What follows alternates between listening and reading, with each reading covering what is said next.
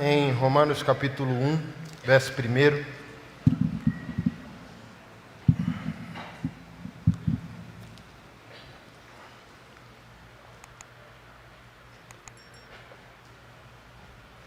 Alguém tem cadeira vazia do seu lado? Levanta a mão. Alguns irmãos, fica com a mão levantada. Quem tiver de pé no fundo e quiser sentar, tem alguns espaços aqui na frente. Romanos capítulo 1, verso 1. E hoje o nosso tema vai ser sobre aquilo que o apóstolo Paulo fala no final desse texto, sobre o estado mental reprovável. O que é um estado mental reprovável? A igreja usou e usa isso muito sobre a condição ou a situação da homoafetividade apenas. Ela usa o texto de esse primeiro capítulo de Romanos para falar restritamente a questão da homoafetividade. Mas eu quero ampliar o raciocínio e aplicar ele em várias outras vertentes e talvez denunciar você. Talvez você está reprovado por Deus e ainda não entendeu. E hoje você vai entender um pouco mais e sair daqui com algumas ferramentas de autoanálise. Quem tem muita opinião sobre os outros, geralmente tem pouca opinião sobre si mesmo. E eu vi um comentário numa postagem minha de um rapaz hoje, e ele pontuou algo muito verdadeiro. Pensar dói. Fala aí, gente. Pensar dói. É por isso que tem muita gente, por incrível que pareça, na igreja brasileira que não gosta muito de mim.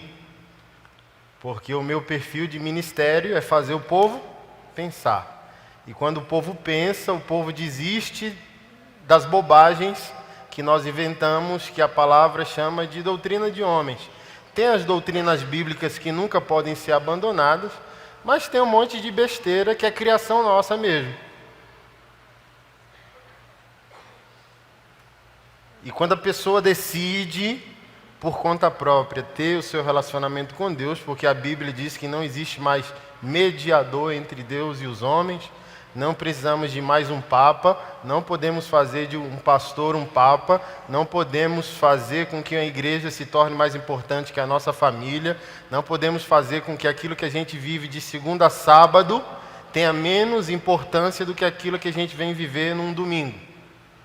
E para isso a gente precisa pensar por conta própria. Deus está disponível, nos deu o seu Filho, nos deu o seu Espírito e nos deu a sua palavra. Então ninguém aqui é indesculpável, todos nós temos uma responsabilidade individual com Deus. E Deus ama responder perguntas honestas.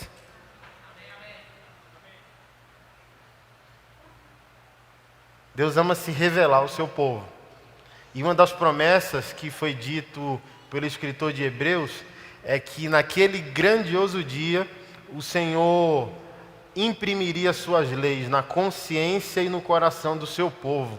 E ninguém mais precisaria ensinar o seu irmão dizendo, conhece ao Senhor?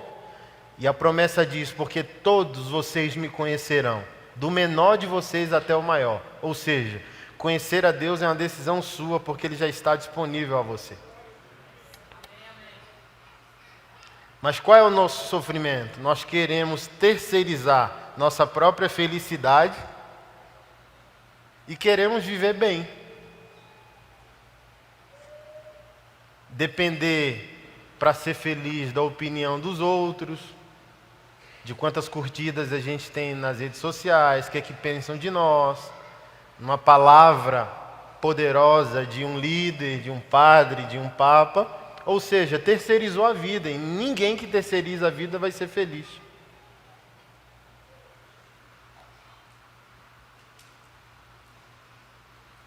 É o que eu sempre digo, irmão, céu e inferno só é lugar para gente protagonista. Não é lugar para gente que não viveu sua própria vida. Não é lugar para coadjuvante. É lugar para protagonista. E para ser protagonista, no mínimo, a gente tem que ser sincero. E nesse tempo de adoecimento emocional, Quem tem certeza de alguma coisa ofende quem não tem certeza de nada. É ofensivo na pós-modernidade ter certeza.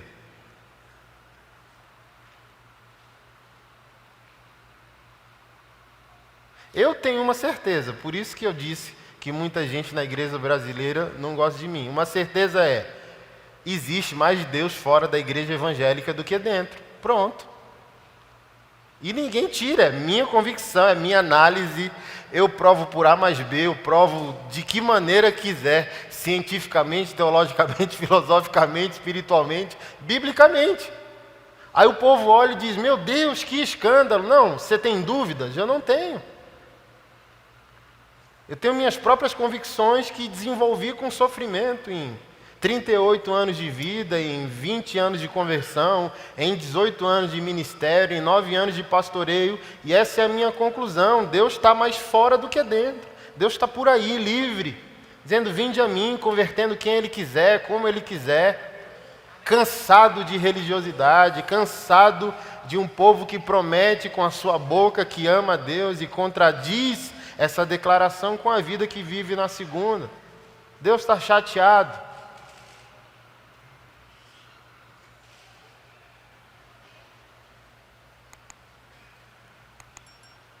Mas quando você terceiriza a sua vida, você doou o seu cérebro para alguém pensar no seu lugar. Faça isso não, querido. Você precisa estar tão íntimo do seu pai que você já teria agora instrumento suficiente para estar avaliando se o que eu estou dizendo é verdade. Porque não é porque eu estou dizendo como seu pastor que você não tem filtros.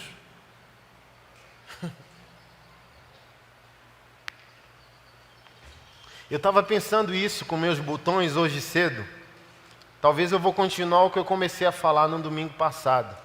É lamentável, né? Eu vi um humorista, foi fazer o seu stand-up, aí a plateia do humorista cheio de bolsominion. Que chatice, irmão. Levantaram querendo agredir o cara, porque tocaram no seu Deus, tocaram no seu mito, tocaram no seu Deus criado por eles mesmos. Gente equilibrada teve seus motivos morais, econômicos, filosóficos, para eleger o presidente que está governando a nação, dentre eles eu, foi meu voto. Mas uma chatice é você só mudar de ídolo. Tinha gente sem a reflexão própria no antigo governo, tem gente sem reflexão própria no novo governo. Não é porque eu votei em alguém que eu doei meu cérebro, eu parei de pensar. Ou seja, esse governo não engloba tudo, não é porque eu elegi que ele está isento das minhas críticas. Que eu tenho um cérebro. Foi dado pelo meu Deus e para eu pensar de maneira autônoma e ter as minhas próprias conclusões.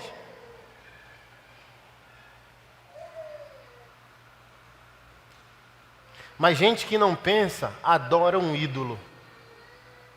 Gente que não pensa, adora colocar um ser humano no lugar de Deus. Adora um salvador.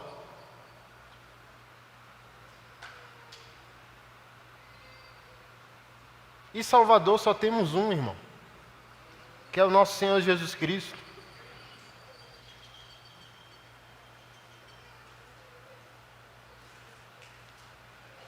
E sabe qual foi a minha reflexão hoje cedo? É que gente crente, má, achou nesse atual governo seu bode expiatório. Agora eu tenho alguém elevado à máxima potência de autoridade que eu posso esconder, que eu posso me esconder nele. Que todo ódio, toda intolerância, toda alienação social, essa pessoa que se projetou no seu ídolo político, se escondeu nele. É ele que está falando no meu lugar, é ele que está posicionando no meu lugar, mas talvez é um povo que não vai botar a mão no bolso para fazer justiça. É um povo que não vai amar. É um povo que ama ver um bandido morto. A minha dor é baseada nessa terceirização do cérebro, você achar que uma criança de 12 anos com um fuzil no morro é um típico bandido de 30 e 40 anos de idade. Meu irmão, eu tenho uma criança em casa de 11 anos de idade. Se você acha que essa criança de 11 anos e 12 anos de idade, por decisão própria e não por causa de um ecossistema social que a envolve, decidiu botar um fuzil, irmão,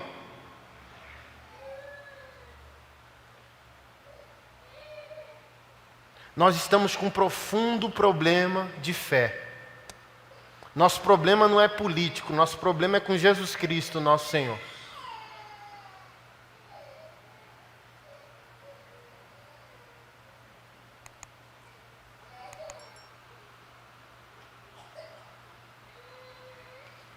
O Senhor Jesus só vai continuar intervindo nesse mundo se o seu povo pensar.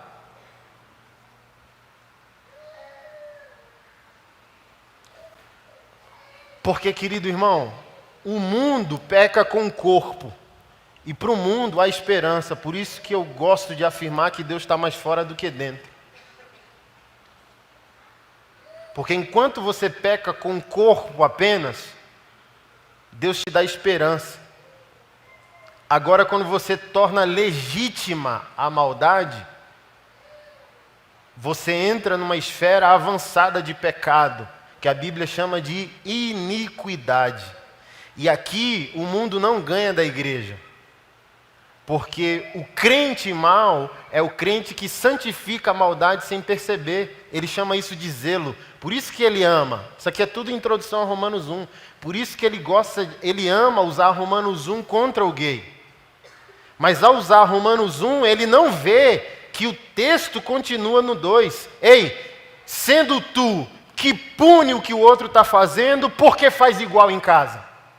Está lá no 2, e eu vou te pegar hoje. Se você está punindo o pecado da pessoa no 1, por que no 2 você vai passar a fazer o que você reprovou no 1?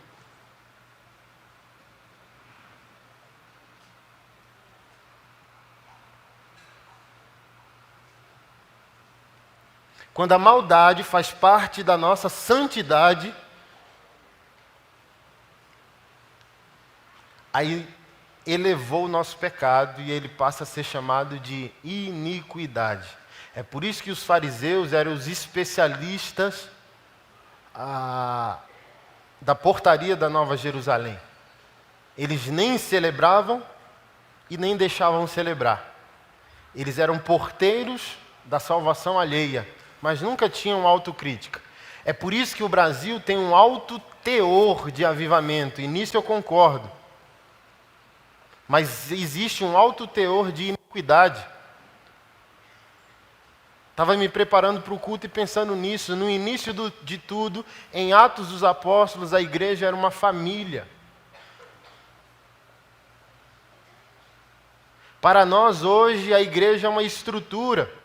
Ou seja, avivamento não depende do que nós construímos ao nosso redor. Depende de quem nós somos. Então, o avivamento não depende de uma estrutura. Depende do encontro de pessoas umas com as outras ao amarem o Senhor. Então, o povo de Deus e a igreja do Senhor construiu muitas coisas.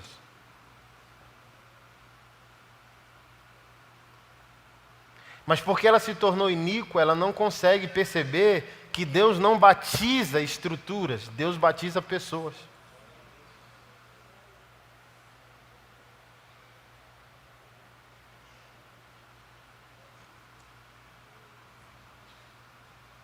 Que Deus não unge nossos programas ministeriais, as nossas doutrinas congregacionais. Deus unge pessoas.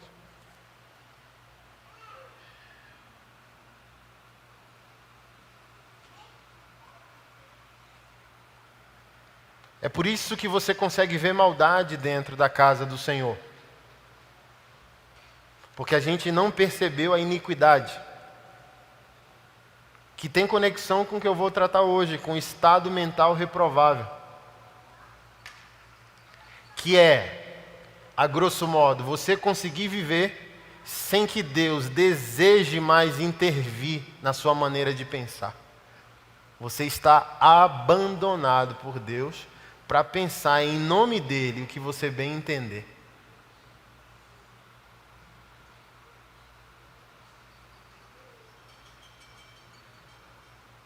Porque eu não tenho outra maneira de concluir. Uma igreja grande, uma igreja relevante que não interfere mais. Por que não interfere mais? Porque Deus não intervém mais na maneira de pensar nem de nós líderes. Deus tem uma agenda, Deus quer redimir o mundo, Deus quer transformar pessoas, estruturas, Deus quer fazer grandes coisas.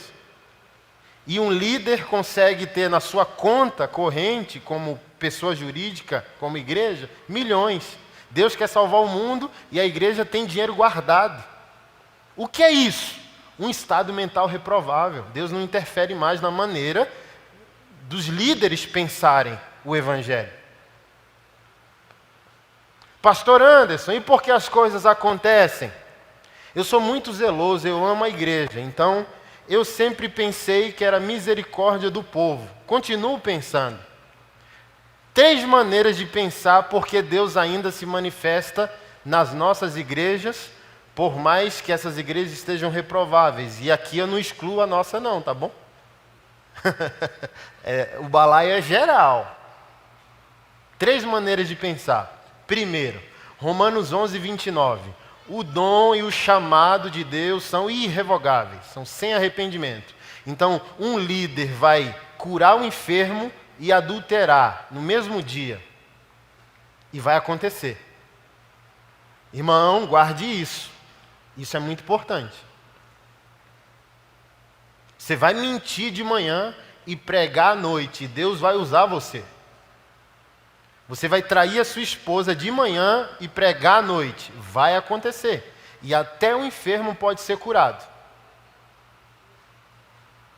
Você pode ver pornografia de tarde e expulsar um demônio à noite. É por isso que nós chegamos ao estado mental reprovável. Porque a gente vai cometendo maldades e ao ser usado por Deus a gente conjectura. Então o que eu fiz não é tão grave assim. Porque se fosse, Deus não me usaria. E você vai ser liberto hoje. Uma coisa não tem nada a ver com outra coisa. Deus chamou você, Deus te deu dons e disse a você, não me pague agora, mas você vai pagar um dia. Romanos 11, 29. Meu dom e o meu chamado são sem arrependimento. Eu te dei, mas não precisa pagar agora. Vá, pode ir. Está tudo na caderneta do Senhor, irmão. É o que a palavra chama de livro da vida. Está lá.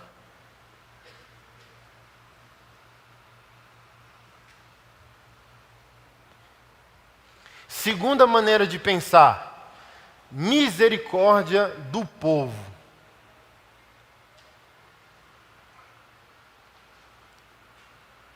Deus bondoso, que decidiu se revelar por meio do seu Filho, tem um profundo apreço pela dignidade humana e uma misericórdia extremamente eloquente. E a sua palavra diz que aquele que clamar o nome do Senhor será salvo. Então o Senhor ama tanto a si mesmo que Ele decidiu nos amar aquém de nós, aquém do que fazemos. Então talvez o líder que vai na TV e manda ungir a água, talvez ele saiba a maldade que está fazendo, porque na sequência ele vai pedir o seu dinheiro. Mas um Deus infinitamente misericordioso, porque alguém em casa com pureza de coração creu que aquele homem é homem de Deus e aquela palavra liberada é palavra de Deus, bebe aquela água e é curada. Então é mais pela pureza do que de quem recebe, porque quem está fazendo sabe o que está fazendo. Terceiro ponto, que eu pensava menos, mas a Bíblia dá respaldo. Satanás também opera no meio do povo, a partir do espírito de engano, sinais e maravilhas. Ao ponto que Jesus Cristo disse: se eu não abreviar os dias, até os meus eleitos serão enganados. Porque para o diabo é a mesma coisa curar uma enfermidade e dar outra, cegueira. Entendeu? Ele tira de um lado e dá outro. Então, se ele cura a sua enfermidade, mas te dá um falso profeta, ele não fez nada. Só mudou o lugar da enfermidade.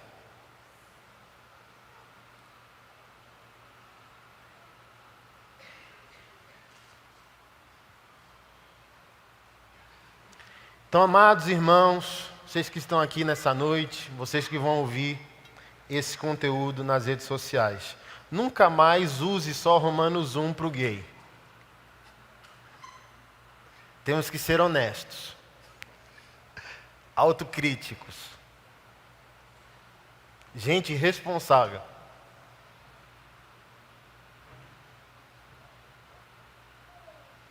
E gente responsável de Deus não fica buscando os defeitos dos outros enquanto esconde os seus.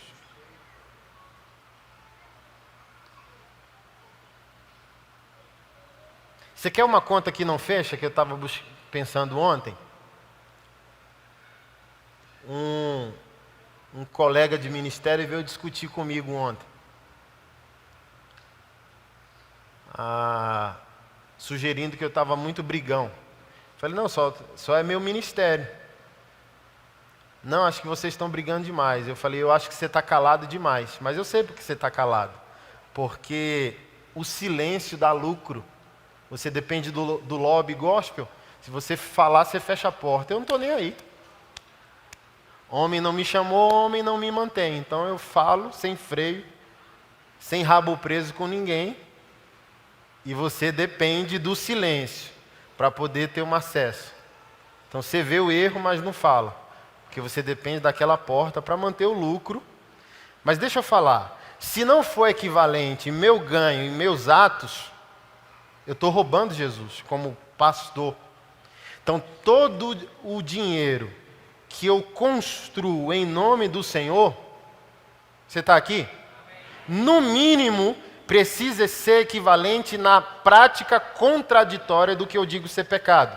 Eu ataco um monte de pecado, ok, mas produzo recursos, tem equipe, logística, tem secretária, tem passagem aérea, tem livro que vai ser impresso, tem transportadora a ser paga, tem um ecossistema ministerial por trás para fazer a obra de Deus acontecer. E não é pecaminoso porque Jesus tinha, Judas era até seu tesoureiro.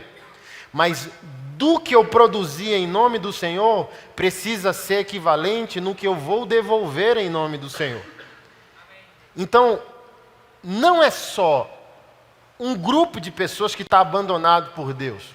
Tem gente dentro da casa do Senhor e pastor como eu, abandonado. Porque Deus não consegue mais colocar a mão, Deus não consegue mais dar opinião, Deus não consegue dizer que é dinheiro dele.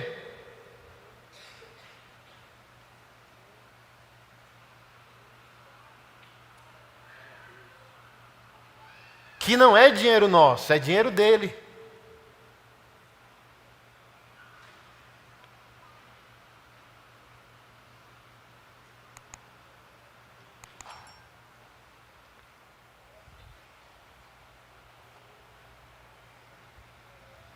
E Jesus vai querer sim que a gente explique essas coisas para ele.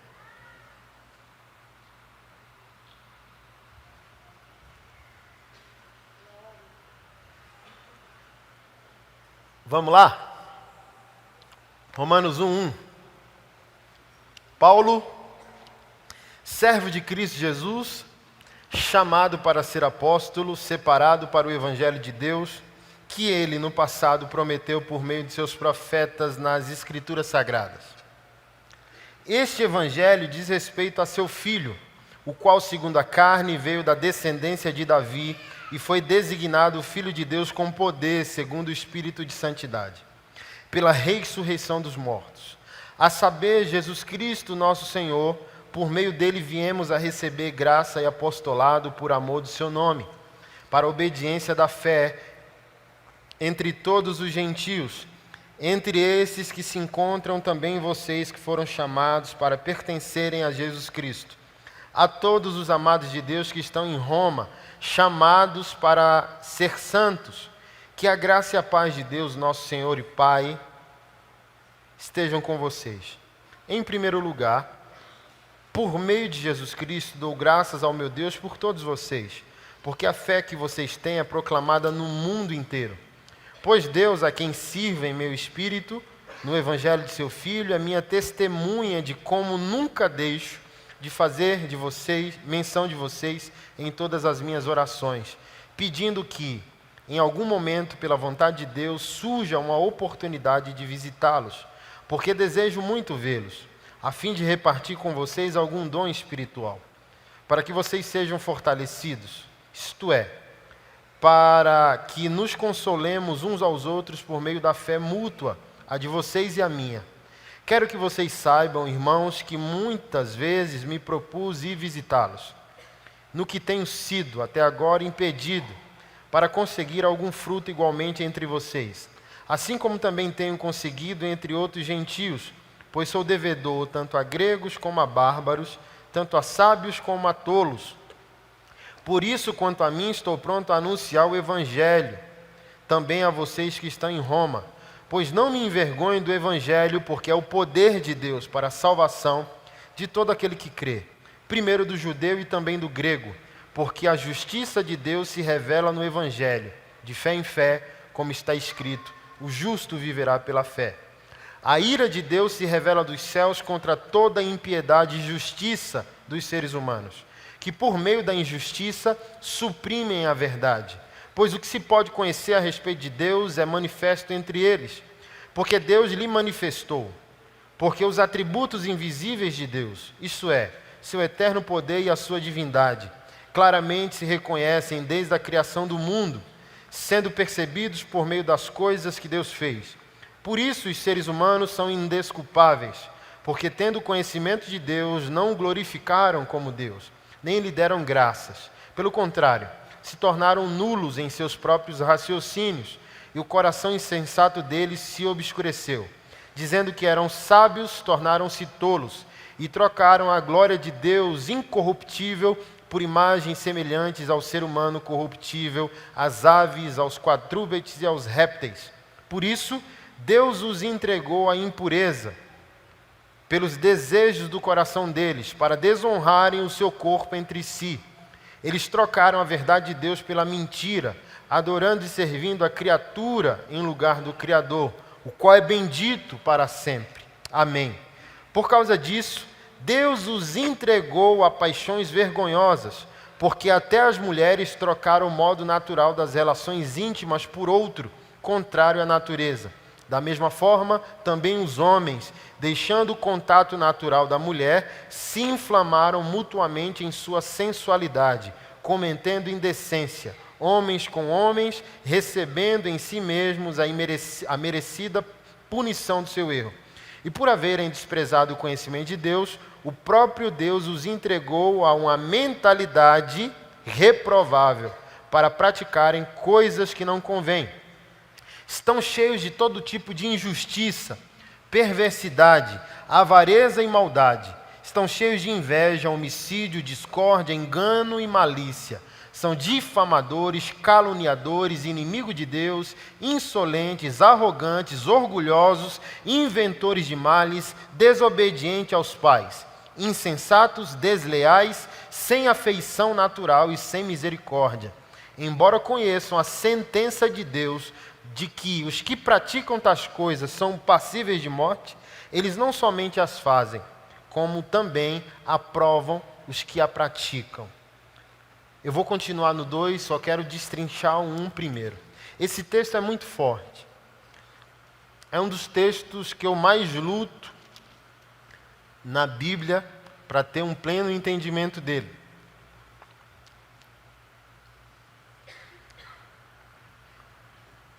Por isso que decidi hoje tentar ampliar um pouco a nossa perspectiva. Primeiro ponto que eu quero tratar é o apóstolo Paulo dizendo que não tem vergonha do Evangelho.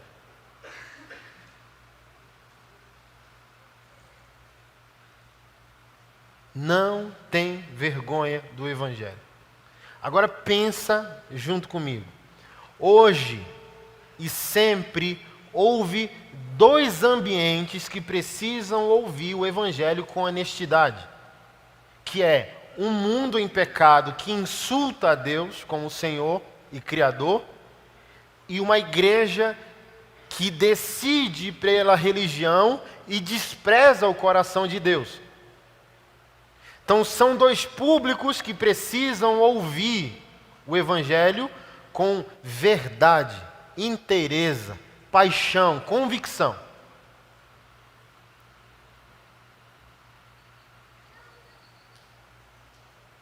Mas quando nós criamos o nosso modo de operar, o nosso sistema religioso, a gente escolhe mais bater em quem não é do que chamar a sensatez de quem é. O apóstolo Paulo, o apóstolo João, o apóstolo Paulo, eles foram extremamente muito sérios.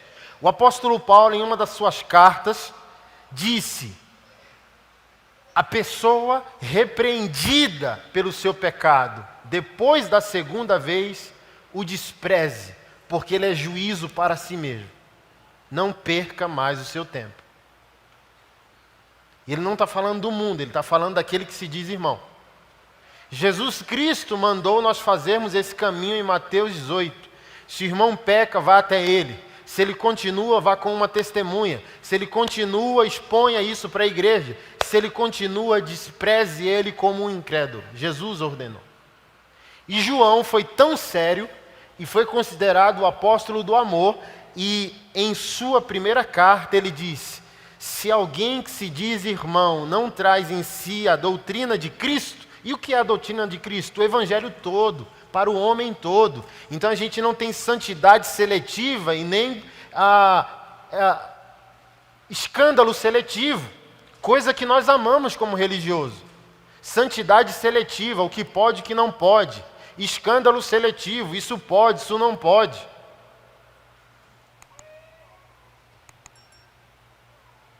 Mas por experiência, irmão, onde há mais religiosidade, há mais sacanagem nos bastidores quando as luzes se apagam.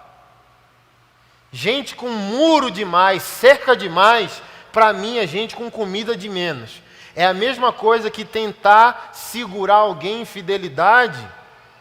Ah, irmão, se você está num casamento e o outro só pode ser fiel se vigiado, desiste desse relacionamento, moço. Porque fidelidade é consciência, não é vigilância, não.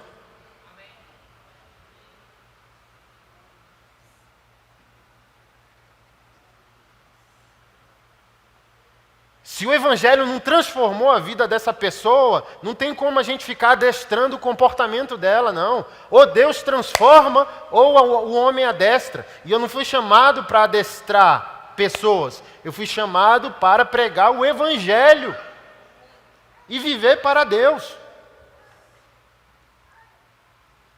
João foi sério, ele disse: se essa pessoa que se diz irmão vem até você, não o saúde e nem receba ele na sua casa. Olha o que o apóstolo do amor disse: não aperte a mão dessa pessoa e nem dê a ela a paz do Senhor.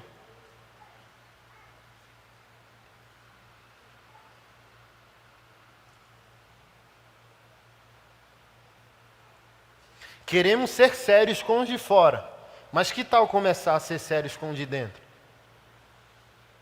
Que tal dentro chamar pecado de pecado? E não são os pecados capitais que nós conhecemos, são os pecados santificados.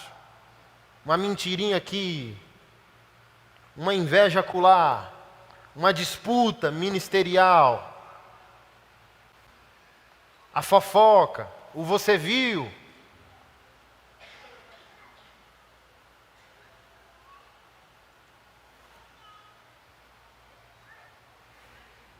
Ferir pessoas em nome do zelo doutrinário, irmão. Isso precisa ser denunciado como pecado, irmão. E toda igreja, inclusive a nossa, tem essa. Tem uma visão, e para guardar uma visão, a gente destrói a vida das pessoas em nome do nosso zelo farisaico, de proteger as nossas fronteiras.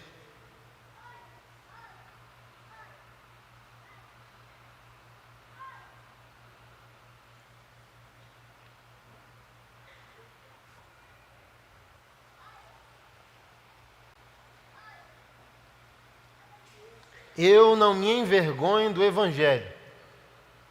Então hoje a gente está evitando bater de frente com o mundo que ofende a Deus, mas também com a igreja que ofende a Deus. Está tendo vergonha do Evangelho.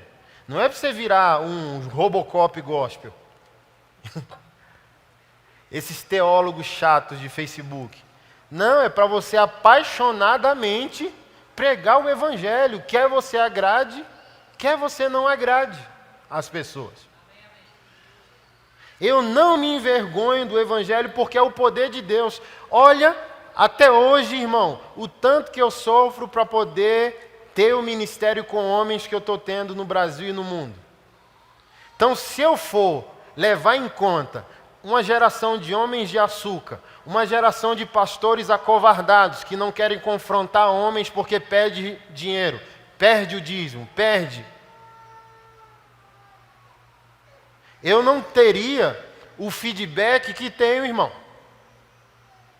Que é Nicodemos, 3 da manhã, indo lá encontrar Jesus. Então eu prefiro gerar uma fila de gente insatisfeita comigo, que decide, sei lá, um exemplo, ser meu inimigo, mas eu prefiro gente de todo lugar do mundo dizendo, obrigado, obrigado, obrigado, meu marido, obrigado. Até, irmão, não vou falar o nome de um jogador famoso de futebol no Brasil, me procurou lá. Obrigado, bicho, a minha mãe era minha dona. Obrigado, cara. Foi difícil. Olha só. Se eu tiver vergonha do evangelho dizendo, eu não vou falar porque vai ofender. Vou falar, irmão. Uma geração de homem menino com 30 anos de idade morando com a mãe é um prejuízo social, é um prejuízo para Deus, é um prejuízo para a vida, é um prejuízo para as mulheres, é um prejuízo para as crianças que não tem mais referência a quem seguir, acabou. Goste você ou não, Deus deu uma ordem. Quando pai e mãe, ou a vida, reconhece que você está na idade do envio, você precisa ser enviado. Você não foi gerado nesse mundo para ser filho de alguém, mas pai de alguém.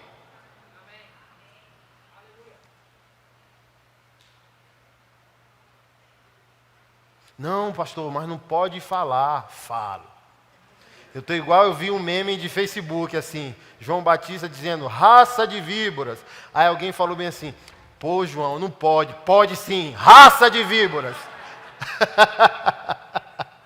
E a gente está nessa época de vergonha do Evangelho.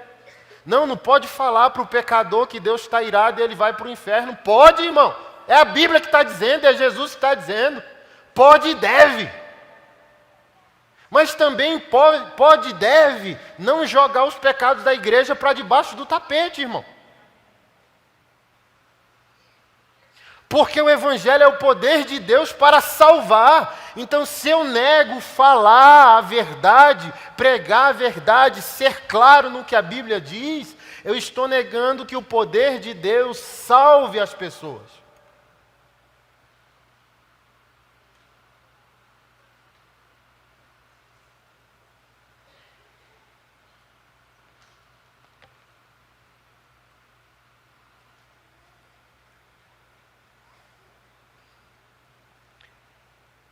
Não me envergonho do Evangelho, porque é o poder de Deus para a salvação de todo aquele que crê.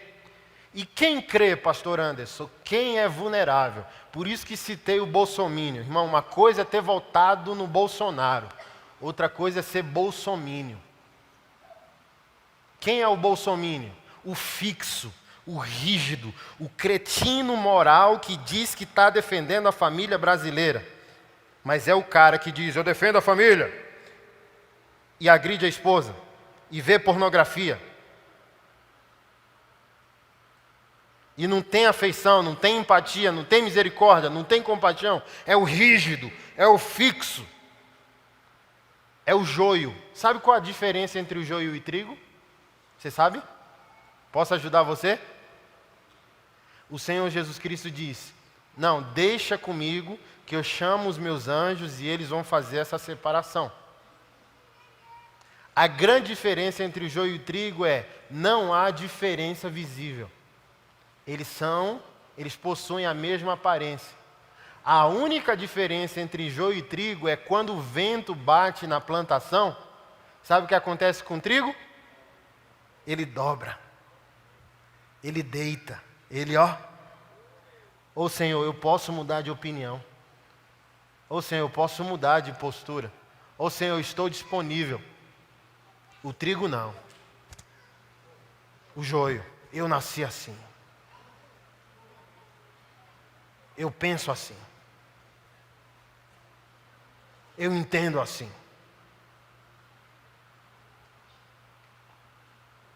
O joio não é vulnerável. O trigo é vulnerável. O trigo deixa Deus se intrometer. O trigo numa pregação como essa diz, posso mudar. O trigo numa leitura de um livro diz, posso mudar. Tem um coração quebrantado. Peca, mas o arrependimento é consequente. Nossa, errei com o irmão. Nossa, falei alto com tal pessoa. Ele é disponível a ser tocado pelo Espírito.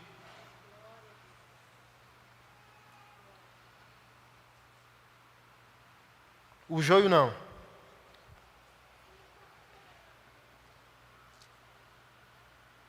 Ele é mente fechada, espírito fechado. Ele não consegue ser vulnerabilizado. Por isso que citei o exemplo, porque vi muito bolsomínio nessa de espalhar vídeos de crianças no Rio de Janeiro no tráfico de drogas com um fuzil no pescoço, irmão. Irmão! Porque parece que você nunca foi gente, que você nunca sofreu, que você não veio de uma comunidade, que você nunca ficou perto de um sofrimento. Numa escolha, quando o ecossistema determina quem a pessoa é. Há uma alienação social. Você já foi numa comunidade no Rio de Janeiro? Eu já entrei no Jardim Gramacho, irmão, e passar perto de mim uma criança com 8 anos com um fuzil, irmão. Eu tenho uma criança de 8 anos, eu tenho uma criança de 11. Você acha que eu vou dizer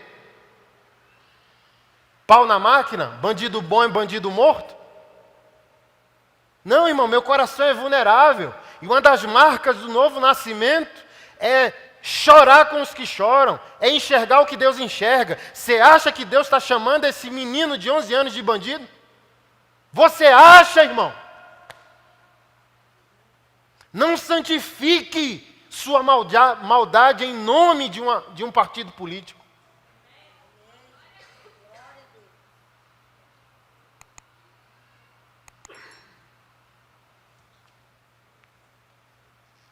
Se o Evangelho diz que há esperança para o bandido, o que o Evangelho diria sobre uma criança de 11 anos?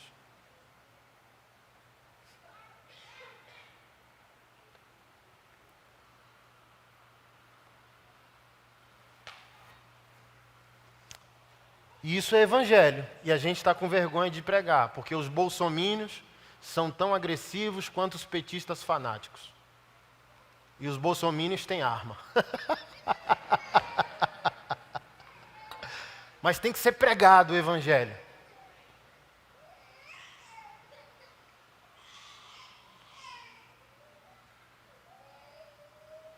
Outra coisa que eu estava pensando com os meus botões hoje tomando banho. Dar cesta básica não é Evangelho. Alimentar os pobres não é Evangelho. Dar uma marmita na rua não é Evangelho. Ei! Mateus 25, o texto não se refere à conversão de quem recebeu a caridade. Porque não é um texto para avaliar se o outro tem que converter. É um texto que avalia se o povo de Deus era quem deveria ser. Então Deus está dizendo em Mateus 25, dê sempre a marmita, dê sempre a cesta básica, cuide sempre do pobre, dê a esmola no semáforo, sempre! Não, mas se o outro não converter, não é problema seu, porque o texto não está avaliando quem o outro é e se o outro deveria converter, o texto está avaliando quem você é. O texto lá está avaliando quem é ovelha e quem é bode.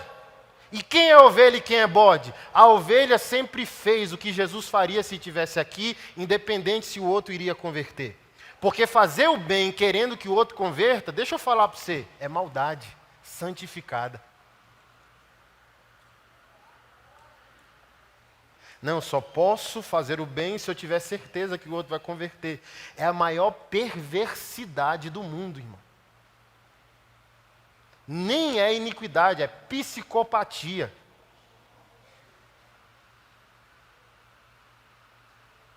É problema de caráter. Ou seja, você não tem amor nenhum, você não tem afeição nenhuma, você não é humano. Você não é humano. O seu Deus é humano. Olhou para a nossa condição e chorou. E você está dizendo, eu só vou praticar o bem se eu tiver plena convicção que essa pessoa vai dar uma resposta a mim, aceitando minha religião e indo para a minha igreja.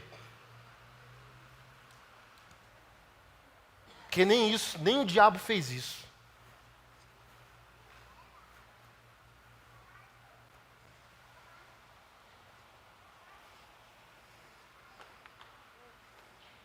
E nós não discutimos isso. Porque ele não está pensando, porque pensar dói. Está lá o texto, macho. Vai chamar crente de... Jesus vai chamar crente de maldito. Maldito, se aparte de mim. Jesus, eu sou um maldito? Porque eu estive preso e você não me visitou. Eu estive faminto e você não me alimentou. Eu estive nu e você não me vestiu. Então o Senhor não quer saber quem se converteu. O Senhor quer saber quem você é. Porque o justo pratica a justiça. O santo santifica. O perdoado perdoa. E o amado ama. Não é um texto que está avaliando o mundo, é um texto que está avaliando a igreja. Pastorando, mas se usarem a minha boa vontade. É isso! Você nasceu de novo para ser usado. Aleluia! Deus é bom. Você nasceu de novo para ser usado, manipulado, abandonado, ferido, sangrando, crucificado. Você é um patrimônio público. Você é crente? Você é crente? Amém. Você é cristão? Amém. Só os cristãos, levanta a mão para mim, por favor. Você é patrimônio público. Você não tem nenhuma autoridade para dizer o dinheiro é meu, o tempo é meu, o carro é meu. Não tem. Não tem essa autoridade. Porque você tem dono. E o seu dono quis ser gente com a gente. Amém. Eu vi um vídeo de um pastor progressista, que eu não me identifico em nada com ele. Mas o cara me fez chorar. Ele deu uma entrevista para o Lázaro Ramos, sabe? É um pastor do Rio de Janeiro, envolvido com teologia queer, né, que é teologia gay, teologia negra, um cara liberal. Que nunca concordei com ele nada, mas nessa ele me fez chorar. Porque o Lázaro Ramos disse, quem é Deus? Aí ele, Deus é amor. Aí o Lázaro disse, me ajuda, simples demais. E esse pastor começou a desenvolver sua cosmovisão sobre a existência de Deus. Ele disse, primeiro ponto, para ser Deus, ele não pode ser definível. Se eu conseguir defini-lo, já não é Deus. Então Deus é o enigma. Aí o Lázaro já... Ou ela. Aí ele deu outro sorriso. Porque disse que Deus está acima do gênero, né?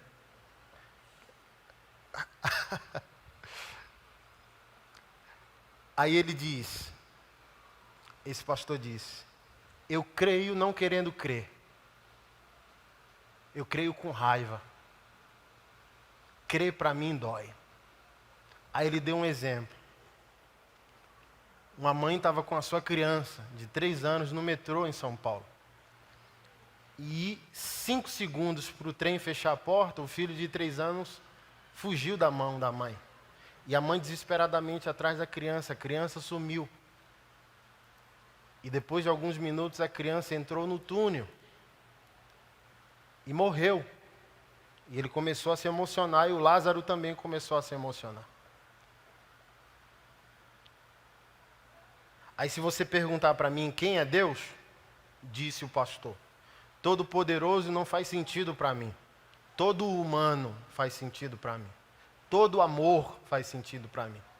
Deus é a criança de 3 anos que morreu. Deus é a lágrima da mãe. Deus é o escândalo.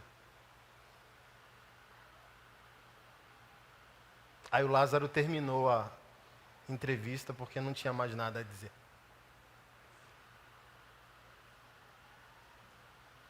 Deus não pode ser bom e ter uma família má, como nós estamos sendo. Deus não pode ser todo amor e a gente ser todo ódio, todo seletivo.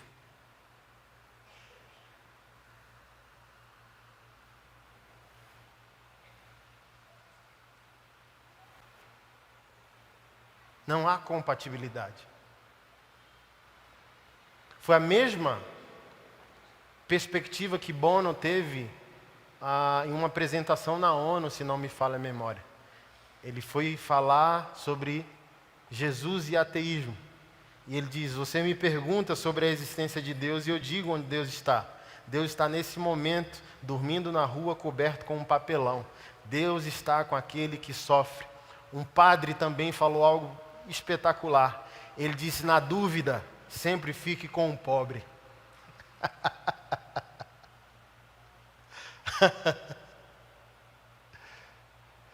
Não tem como um Deus que escolheu pelos miseráveis, irmão, estar compactuando com aquilo que a igreja compactua. A igreja e nós, pastores, amamos um plano de poder, mas o Evangelho não pediu para nós termos poder. O Evangelho pediu para nós exercermos autoridade. E autoridade não é poder. Poder é força contra alguém. Autoridade é força em favor de alguém.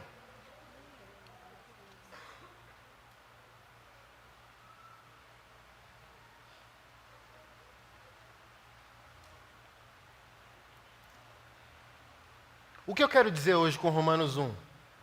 Que tal exercer um filtro de quem vai para o inferno dentro da igreja, que está blasfemando o Evangelho de Deus, a partir de nós, pastores?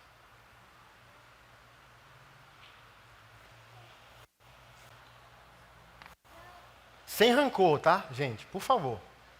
Evangelho não é rancor, é amor. Então pode pensar em quem você estiver pensando aí na sua cabeça, no pastor que for. Mas quando for exercer evangelho, nunca é vingança, é justiça. Tá? O evangelho nunca vai ser rancor.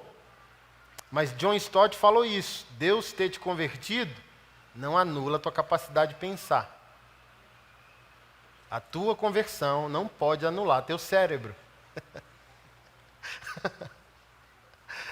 Foi um dos maiores presentes que Deus te deu, a tua mente. Você pode pensar, não pode pecar com aquilo que pensa. Você pode pensar.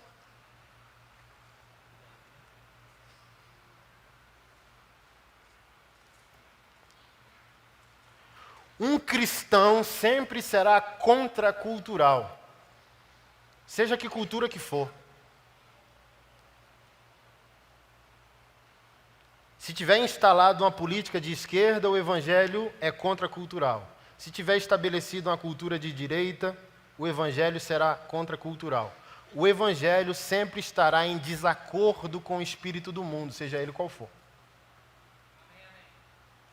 E nós não podemos ter vergonha do evangelho. Nós temos que pegar ele todo. E olha como começa a parte que o crente gosta de pinçar para usar contra a homoafetividade. A ira de Deus se revela do céu contra toda impiedade e injustiça dos seres humanos, que, por meio da injustiça, suprimem a verdade. Eita, irmão, que texto maravilhoso.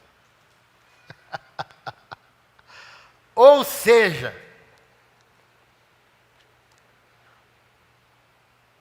onde alguém estiver suprimindo a verdade por uma prática de injustiça, ele vai ser enquadrado no texto de Romanos 1.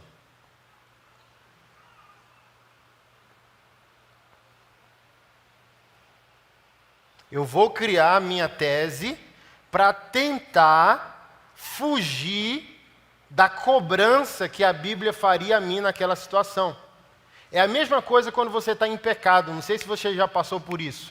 Na hora salta um espírito de autonomia para tentar gerar dentro da sua lógica, da sua mente, um caminho mais leve. A Bíblia deu o plano A, dizendo o que pensa sobre aquela sua atitude, mas você recebeu um espírito de autonomia sugerindo a você. Não é bem assim. Aí você cria o plano B, tentando amenizar a sua situação. Olha, você traiu a sua esposa, mas você é um homem de Deus, Anderson. É. Por que eu estou me cobrando tanto? Aleluia. Vou viajar o mundo para pegar a palavra. Suprimindo a verdade com a prática da injustiça.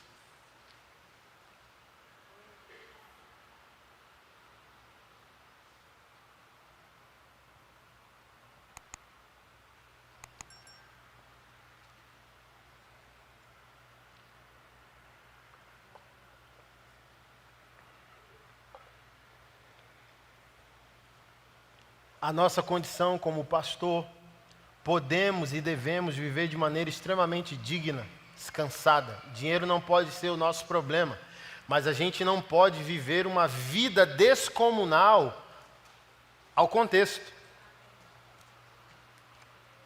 Não pode haver luxo exacerbado para uma liderança e sofrimento entre o rebanho.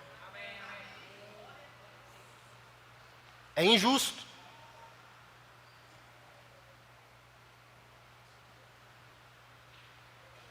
É injusto. Isaías falou em uma outra perspectiva. Irmão, se você pegar alguns textos da Bíblia e não colocar que é Bíblia, o povo vai dizer comunista, marxista, socialista. Isaías está escrito: ai de vocês que compram propriedade acima de propriedade, até que falte espaço que dê direito de propriedade a outras pessoas e vocês se tornem os únicos habitantes da terra.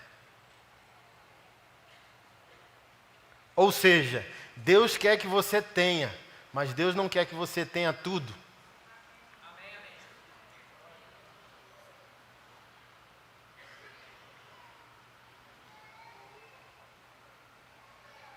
Como liderança, podemos e devemos ter um carro bom. Um carro bom. Você sabe a diferença entre um carro bom e uma bobagem? Uma bobagem é, não precisamos. Um carro bom já está bom.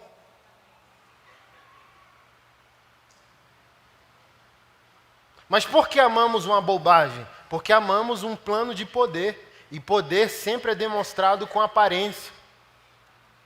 Nunca com essência.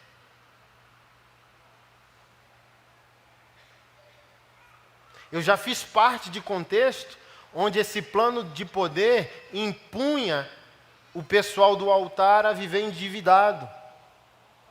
Porque a cada domingo tinha que ter uma roupa melhor para se apresentar para as pessoas.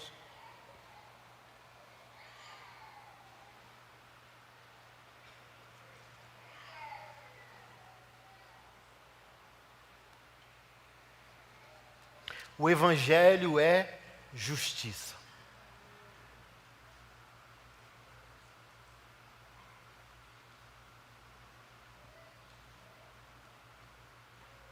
Eu, como pastor e líder evangélico, não só dessa igreja, mas da Igreja Mundial do Senhor Jesus, quero ter uma vida espetacular. Quero poder viajar e viajar, quero poder comer e comer, quero ter que pagar e pagar.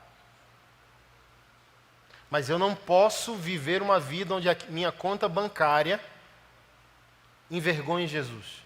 Me condene se Jesus voltar agora e eu ter que explicar a ele uma conta que não fecha.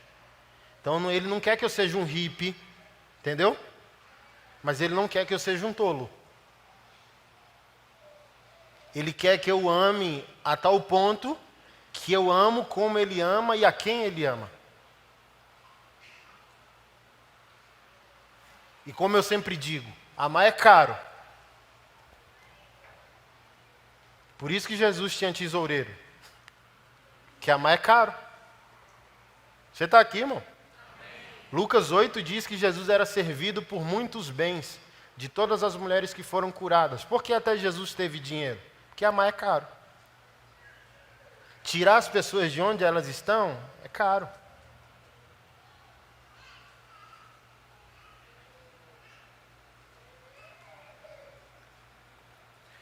Pois o que se pode conhecer a respeito de Deus é manifesto entre eles, porque Deus lhe manifestou. Aqui Paulo está dando o contexto dos incrédulos, ou seja, os atributos visíveis da criação já é conteúdo suficiente para alguém reconhecer que Deus existe e dar uma resposta adequada. E que escapatória haveria de nós que estamos celebrando a revelação do caráter de Deus em Cristo Jesus? Se não há desculpa para um mundo em pecado que pode dar uma resposta a Deus porque o sol nasceu e o sol se pôs, o que Deus dirá a um povo que teve acesso à cruz do seu Filho, o seu Espírito, a sua palavra, os sacramentos, ao culto público? Se não há desculpa para os de fora, haverá desculpa para os de dentro?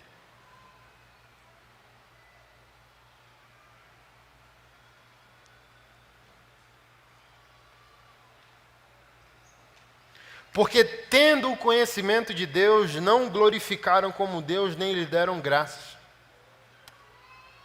A sua vida tem gerado evidências da bondade de Deus. Você glorifica a Deus com aquilo que você é fora do seu culto? Sua vida é um culto?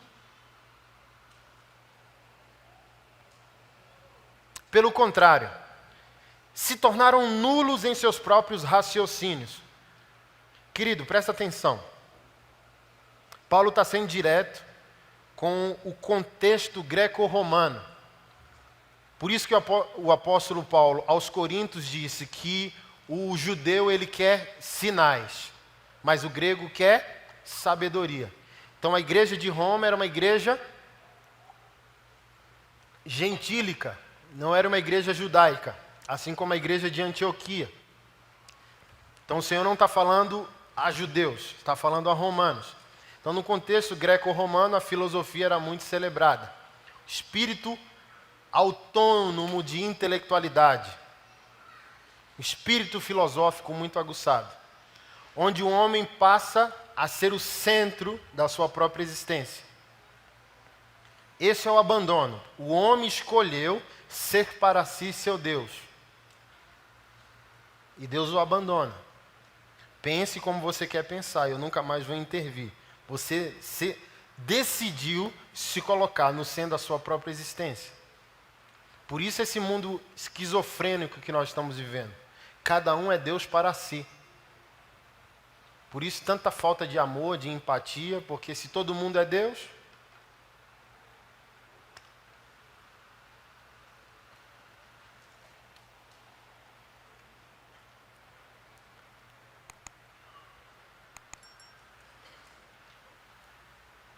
toma muito cuidado. Qualquer coisa sagrada que você se colocar no lugar de Deus, pode fazer com que você se enquadre nesse abandono de Deus. Olha aqueles que gostam de ser estudiosos de teologia. O cara se debruça diante do que é bom, que deveria gerar vida, mas o cara fica tão firme, tão rígido, tão duvidoso sobre aquilo que Deus está fazendo no mundo, porque aquilo que Deus está fazendo no mundo precisa ser crível a partir agora da teologia que o cara defende. Deus não é livre. Deus tem que ser refém do que eu construí agora teologicamente.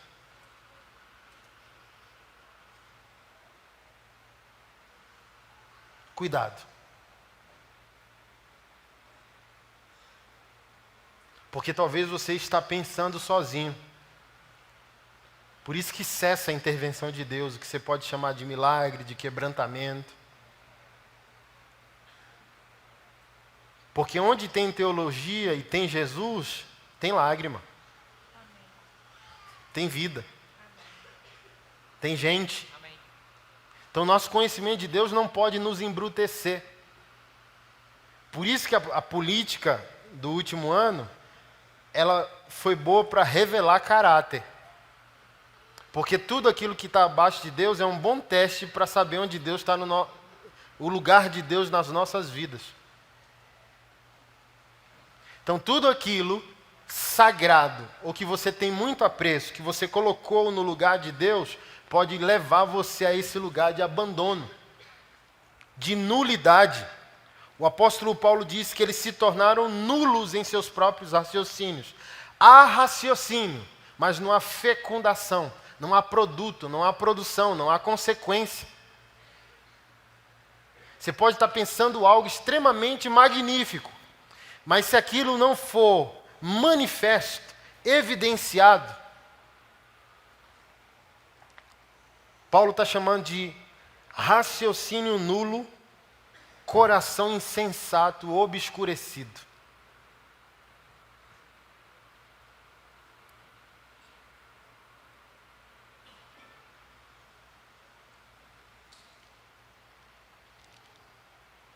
Você quer ver um coração obscurecido? É você celebrar a morte sem ser repreendido pelo Espírito que habita em ti.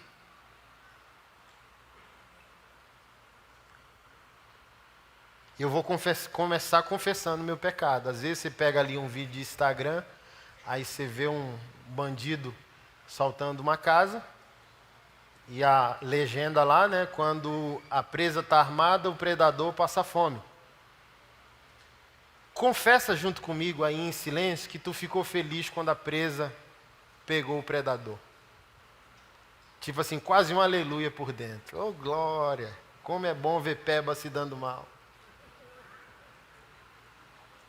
Ok, todos nós podemos passar por isso. Porque ninguém, ao ver uma violência, se identifica com o sofredor porque não quer ser vítima daquela violência. Ok? Mas se nos 10 segundos seguintes o Espírito Santo não conseguir falar ao seu coração dizendo que sim, aquele cara que morreu trouxe sobre si juízo, Romanos 13, que a autoridade, ela é a espada de Deus para punir. Então ele se colocou nessa situação. E a morte dele, ele responde por si mesmo. Ninguém está discutindo o sniper pegando o cara do ônibus. As duas coisas são evangelho. O sniper ter matado o rapaz no ônibus é evangelho. Romanos 13. Você está aqui, irmão? A autoridade é agente da ira de Deus para punir aquele que está em desobediência, colocando em risco a coletividade. Mas também é evangelho chorar com a mãe que perdeu o filho. Se você não conseguir equacionar isso, você está com um problema básico de fé.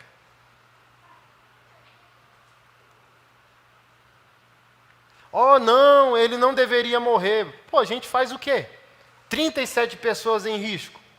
Não, mas o menino tinha problema. Quem vai saber, irmão? O menino está com uma arma colocando em risco a vida de 37 pessoas. Então é a mesma lógica de Deus criando o inferno para proteger todos aqueles que decidiram ser o seu filho, e a gente discutindo se é ético ou não Deus mandar todo mundo para o inferno. E Deus está dizendo, meu amigo, eu passei milhões, milhares de anos dando a vocês a possibilidade de arrependimento. Chegou o prazo final. Se não está dentro da minha casa, é contra mim. Um abraço. Inferno, sem escala. Então não é porque Deus é todo amor que Deus não é todo justiça. Não, te dei a oportunidade. Não respondeu a mim, pau na máquina. Então o sniper matando o garoto é evangelho. Mas celebrar a morte dele não é evangélico. É assim, ó. Que droga, velho. Que droga, bicho. E perguntar no contexto é: como eu posso chorar com os que estão chorando? Não é como um bolsomínio ridículo, entendeu? Mais um CPF cancelado. Bandido bom é bandido morto.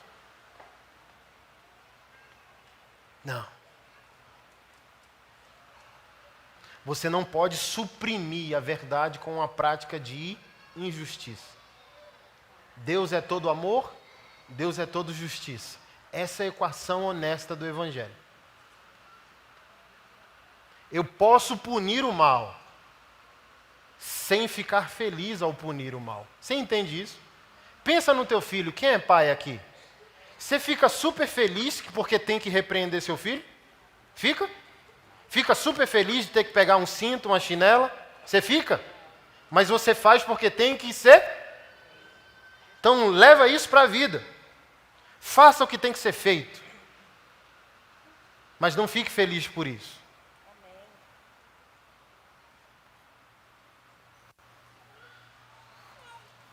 Por isso que a gente tem que ser justo. É o que eu falei domingo passado, domingo retrasado, vou falar de novo. Justiça, o que é, pastor Anderson? Homoafetividade é pecado, porque assim a Bíblia define. E eu não estou sendo homofóbico, é a cosmovisão de fé. É uma declaração de fé. A Bíblia diz e acabou, irmão. É a mesma coisa se a Bíblia dissesse que uma sardinha engoliu o Jonas.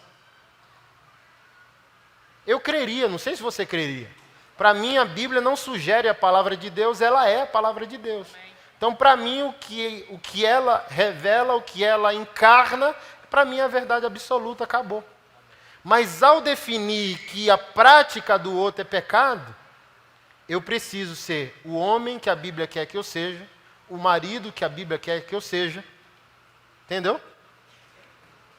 Essa semana eu tive que lidar porque a gente está abrindo uma empresa e um dos sócios da empresa pô, cara, que feliz, velho, que eu estou abrindo uma empresa com você, aleluia. Porque, cara, eu tenho uma empresa com meu pastor não paga um imposto. Meu pastor frauda. Aí riu para mim, né? E você?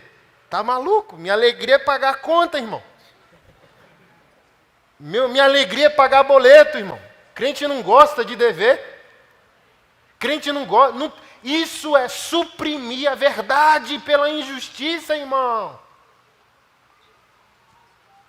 Aí essa mesma pessoa chega num ambiente social e diz: ser gay é pecado. Mas, irmão, se Deus nos deu o privilégio do leão da receita, quando o leão da tribo de Judá voltar e dizer: da receita tu não pagou o pato, a mim tu paga o pato. Os relatórios aí. Então o cara está achando que porque não paga imposto e está guardando dinheiro e Deus não julgou, está tudo tranquilo. Irmão, se o leão fiscal já é uma treta, e o leão da tribo de Judá? Ai, ai, ai, irmão. Está suprimindo.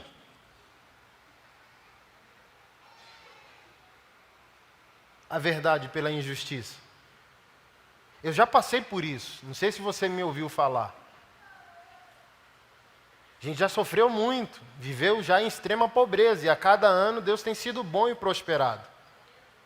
Mas a cada ano que o contador manda o imposto, também é um drama. Porque o raciocínio nulo que vem, o abandono, a tentativa do abandono da mente de Deus para que pagar imposto para o Brasil que não funciona? Para que pagar o imposto se vai ser roubado, fraudado? Mas também, se eu estou em Deus, esse mesmo Espírito vai dizer: é da sua conta? Você só presta conta do que você tem que fazer. E eles prestam contas do que fizeram com o que você fez. É a mesma repreensão que o Senhor me deu com o dízimo. Não dizimo porque eu não sei o que pastor faz. Irmão, você presta conta de ser dizimista ou ser administrador de dízimo? As duas coisas não dá. Mas uma tacada certeira do Espírito Santo na minha vida Anderson, pode fraudar, filho. Frauda aí. Frauda que eu te reseto. Frauda que eu te devolvo para o sofrimento que você estava vivendo anos atrás. Não tem problema para mim. Ou frauda e eu te reseto, ou se alegra a ter chegado ao nível de prosperidade que você tem que pagar imposto.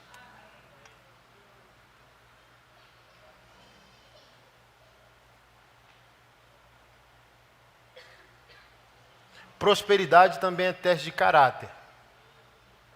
Prosperidade é o que você tem de maneira certa, lícita em Deus.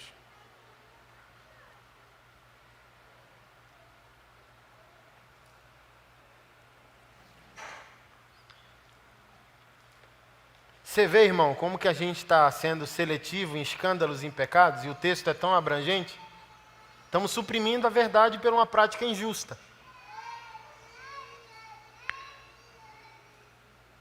Dizendo-se que eram sábios, se tornaram tolos. Trocaram a glória do Deus incorruptível por imagens semelhantes ao ser humano corruptível, aos aves e os quadrúpedes e aos répteis. E eu volto a dizer, a interpretação do texto está restrita ao contexto greco-romano, ok? Principalmente da imoralidade sexual. Eles não eram homossexuais. Na Grécia Antiga só existia a celebração sexual e a pederastia. Então não existia a homoafetividade como nós celebramos hoje. Então o texto não está falando sobre quem é homossexual. O texto está falando que os gregos chegaram a um nível de devaneio tão entorpecente, eles chegaram a um nível de intelectualidade tão inútil, que eles começaram a celebrar todo tipo de anomalia. Então, por exemplo, no contexto grego havia templos a divindades gregas onde as pessoas faziam orgias cultuais. 100 pessoas transando ao mesmo tempo, 50 pessoas transando ao mesmo tempo. Um homem com uma mulher, paravam, mulher com mulher, homem com homem, então não era na relação como nós vemos hoje. É num desvio de identidade tão profundo. Ou a pederastia, que era a relação de um mestre com o seu pupilo, porque a loucura também do grego é que você poderia passar conhecimento de um mestre por aluno a partir da penetração e da ejaculação anal. Aí eles chegaram à grata conclusão que ninguém ficou mais inteligente. Tipo, não, existem outras maneiras de passar o conhecimento. E essa não é uma delas. Vamos deixar isso para lá. Então, o texto está restrito a esse ambiente filosófico e cultural. Mas os nossos ídolos são piores. Nós gostamos muito de confrontar os nossos irmãos católicos. Irmãos, pastor Anderson? Irmãos. Irmão,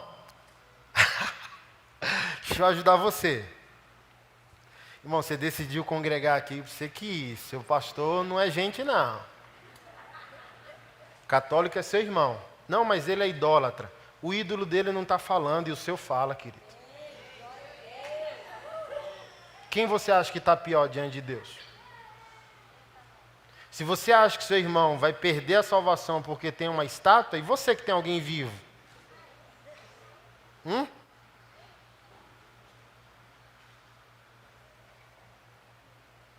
Se você não sabe, Deus está fazendo espetáculos dentro da igreja católica. Padres que estão tirando todas as imagens de dentro das igrejas. Padres sendo chamados pelo Evangelho dizendo que Maria não é o centro, criando problema teológico dentro da igreja católica. Maria não é o centro, Jesus é o centro. Maria não é intermediária, Jesus é Deus absoluto, soberano, dentro da igreja católica. Culto de cura, não sei se você sabe. Batismo com o Espírito Santo, oração em línguas. Deus tem servos em todos os lugares. E não é porque você é evangélico que você está salvo. E não é porque que eu sou pastor que eu estou salvo. Olha que loucura!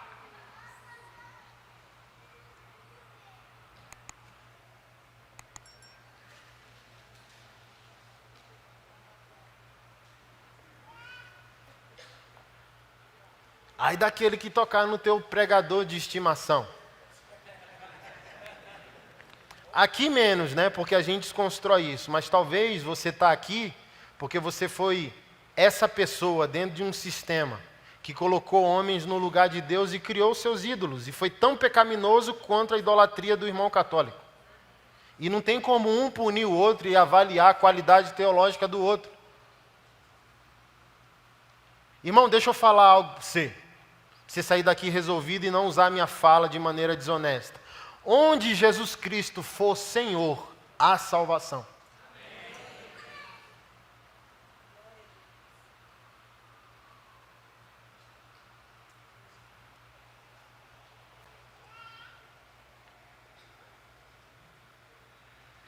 Por isso Deus os entregou à impureza. Ou seja, se você é autônomo em seu raciocínio, em suas conjecturas, em suas construções intelectuais, Deus te entrega a impureza, porque você vai de loucura a loucura.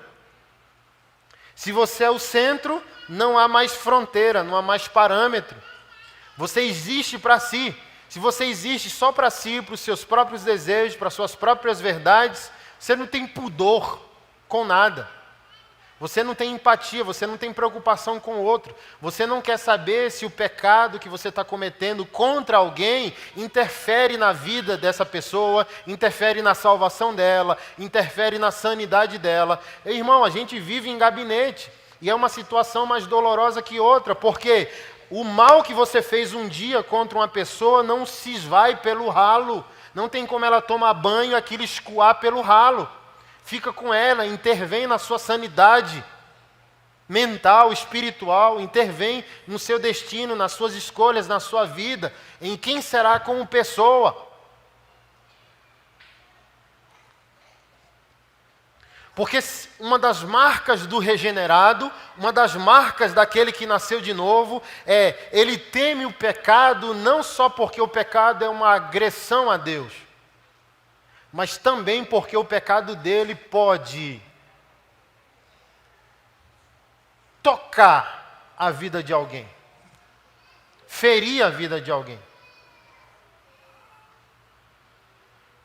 Um exemplo, um pecado mais banal, masturbação. Eu acho que é pecado. Já veio pastores amigos meus pregar aqui que acham que não é. Eu acho que é. Salvo nas brincadeiras do casal, um com o outro. Por que eu acho? Porque a masturbação é um treino para o indivíduo viciar-se em si mesmo. Ele passa a celebrar sozinho o que Deus criou para ser celebrado dentro da plataforma matrimonial. Então, ele treinou sua fisiologia, sua mente.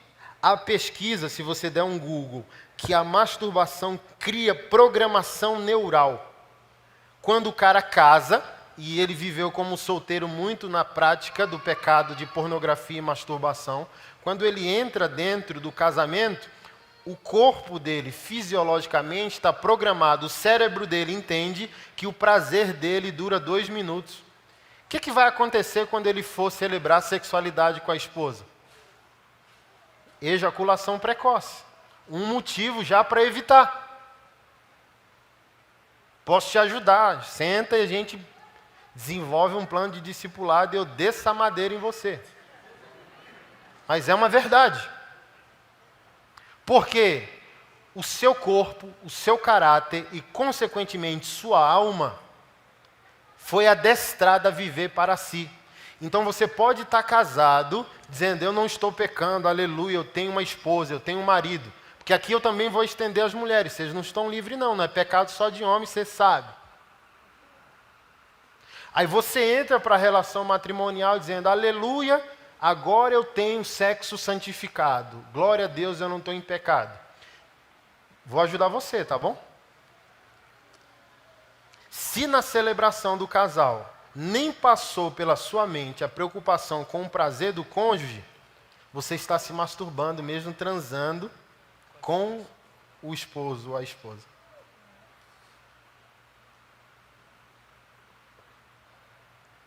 Porque qual é o pecado da masturbação? Prazer para si mesmo. E nisso nós homens ganhamos. Temos prazer e deixamos a esposa sem prazer. Deixa eu ajudar você. Pecado. Suprimindo a verdade pela injustiça. Não é justo. Que é uma aliança. Uma aliança existe responsabilidade equivalente. A esposa tem que dar prazer para o marido e o marido tem que dar prazer para a esposa. Se um de vocês teve prazer e o outro não teve, pecado, injustiça.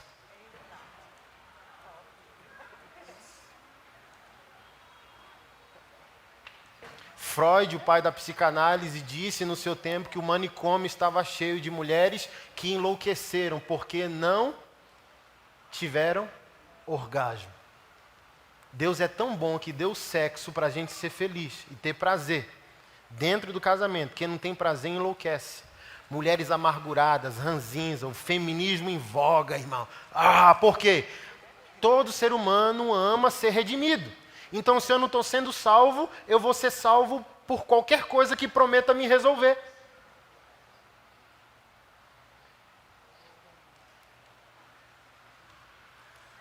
Eu só acho, que se uma mulher está casada com um homem pleno, o feminismo seria uma das suas últimas opções. Ela diz, eu vou abraçar o feminismo político para ajudar as mulheres que estão sofrendo. Mas uma mulher enlouquecida com a filosofia destrutiva do feminismo, não é uma mulher que está sendo feliz. Você está aqui, irmão?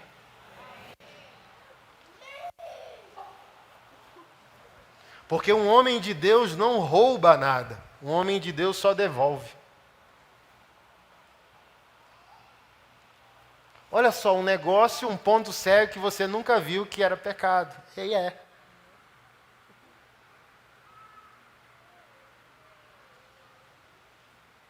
Irmão, se eu abrir a caixa de Pandora, tem irmãs, e talvez você está aqui, que você está ouvindo isso com dor, porque você está dizendo para si mesmo, pastor, eu nunca tive prazer.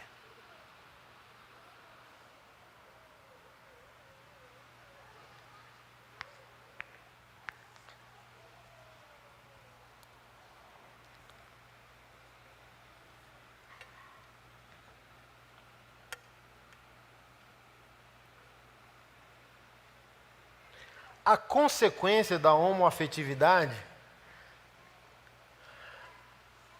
é muito complexo isso, né? Porque a homoafetividade ela tem inúmeras variáveis.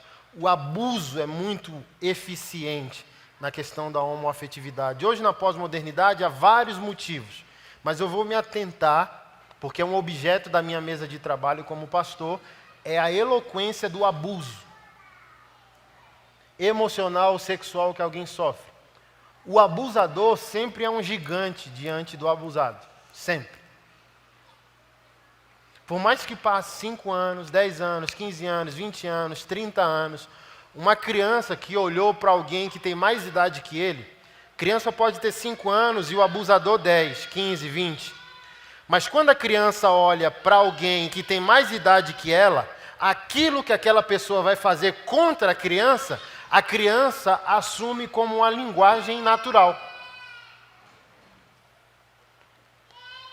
Ao ponto que a própria criança pode desenvolver prazer. Aqui em Brasília foi preso um pedófilo em Samambaia, se não me falha a memória, ou Ceilândia. No dia que o abusador, o pedófilo, foi preso, mais de 15 crianças da rua entraram em pânico, chorando, apavoradas para que ele não fosse preso. Por quê? Porque para o abusado, o abusador sempre é um gigante. E o abusado é convencido emocionalmente que aquilo é correto.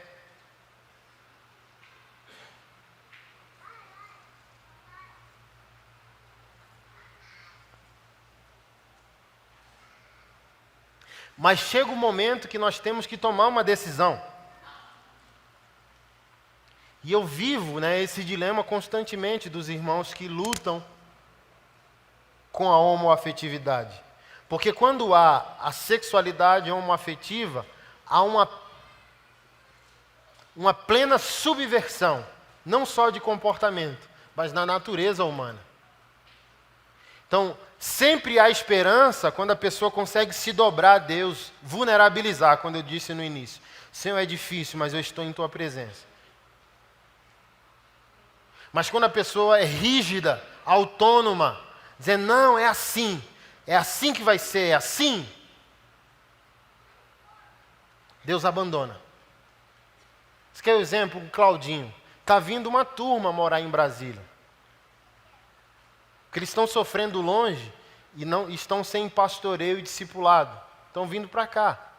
Homens sem pênis, estão vindo aqui para viver com a gente. Claudinho casou em março e falou bem assim, rapaz, aqui é comprou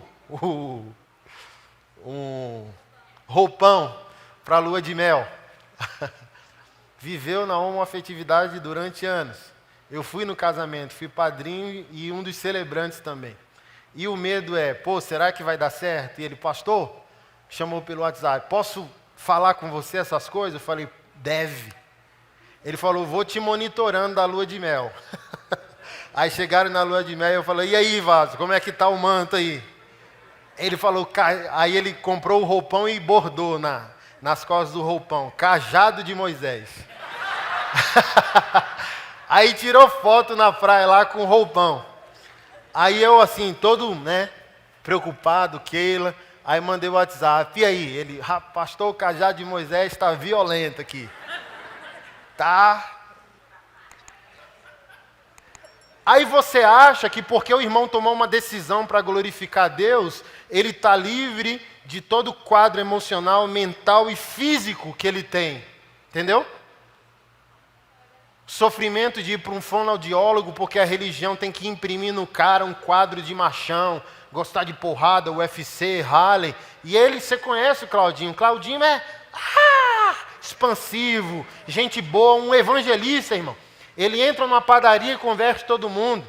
Faz amigo assim, ó. Você vai ver ele vai para cá, essa gente vai ter que ou quebrar esse galpão ou alugar outro lugar, porque ele vai, irmão, converter um monte de gente.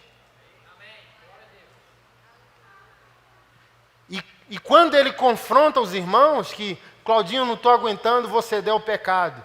E ele diz, eu todo dia quero ceder, cara. Não é porque eu casei que eu quero viver para Deus. Eu estou amando a mulher, eu tenho tesão por ela, nós temos amor todos os dias, mas eu não estou livre das informações do diabo na minha mente. Todo dia eu sou tentado a desistir. Todo dia eu sou tentado a pecar. Mas se você escolher uma maneira autônoma de pensar o assunto, Deus vai abandonar você. Intelectualmente falando, pense como você quiser. Eu já tentei de tudo. Já te enviei profetas, já te dei a igreja, já te dei a palavra, e mesmo assim você está resistindo, querendo fazer da sua maneira. Aí até Deus levanta da mesa. Aí chega para Deus querendo dar uma desculpa, dizendo, Davi e Jonathan eram homossexuais. Aí Deus fala, até eu não aguento. Aí Deus levanta da mesa e deixa você sozinho. Não, Deus vai dizer, que é isso, meu filho? Está vendo a seriedade? Você não pode, porque a palavra de Deus te confrontou, criar um caminho B. O feminismo nos Estados Unidos querendo tirar o gênero masculino de Deus da Bíblia, porque chamar Deus de pai ofende as mulheres feministas. Aí Deus levanta, irmão, e diz, faça o que você quiser, até com a minha palavra. Eu não coloco mais o dedo. Deus levanta e sai. Você não pode selecionar na Bíblia o que crê e o que não crê. Porque como diz Santo Agostinho, se você seleciona na Bíblia o que você crê, não é em Deus em que você crê, é em si mesmo. Então você tem que abrir a Bíblia e deixar a Bíblia falar com você na primeira pessoa, irmão. Confrontar você, questionar você, chamar você para Deus. É com você que a Bíblia está falando.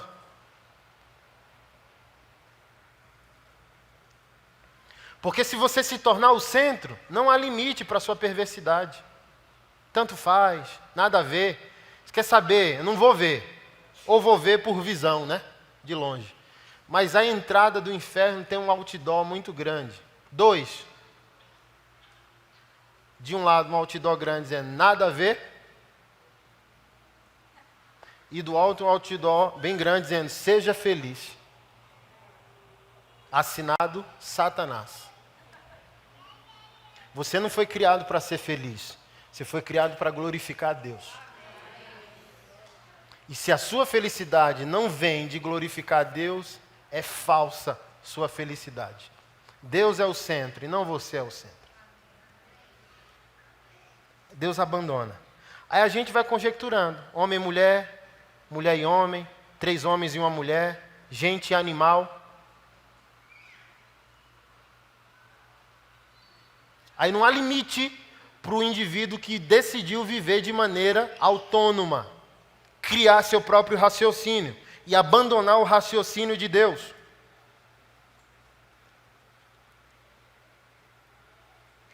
E por haverem desprezado o conhecimento de Deus, Deus os entregou a uma mentalidade reprovável para praticarem coisas que não convêm. Vamos fazer a aplicação do texto, que é para os incrédulos, ok? Agora vamos trazer para nós como igreja. Por haverem desprezado o conhecimento de Deus. Ou seja, nem todo crente, nem toda igreja, nem todo pastor está fazendo mais o evangelho do jeito de Deus. Criaram verdades paralelas, maneiras pessoais de interpretar Deus.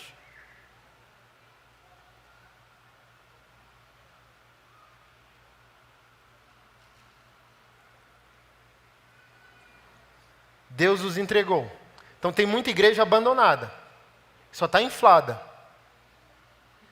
Tem muito líder abandonado. Porque, irmão, dependendo de quem você é, você sabe se eu orei para estar aqui pregando. Você sabe discernir o verdadeiro do falso, se você for. Mas, infelizmente, a maioria de nós já não tem mais esse crivo. Já não conseguimos mais ter a capacidade de discernir autoajuda de ajuda do alto.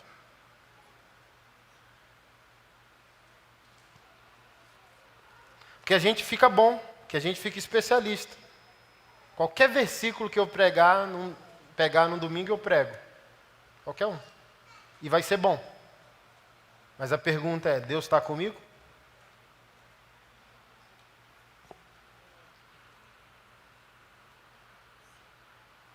Já conheci situações que há mais de 10 anos, pastores e esposa não dormem mais no mesmo quarto.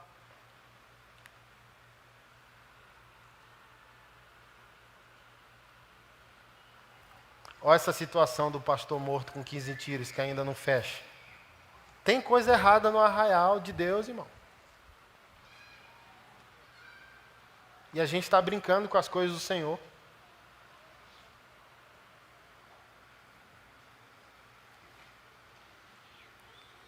E é ruim, e eu quero encerrar falando isso. Se essa característica tiver em você, você tem que sair dessa noite aqui decidido a ter uma conversa com seu pai quando você chegar em casa. Porque aquele que Deus abandonou, há uma característica dessa. Por exemplo, meu chamado é muito forte para a igreja brasileira.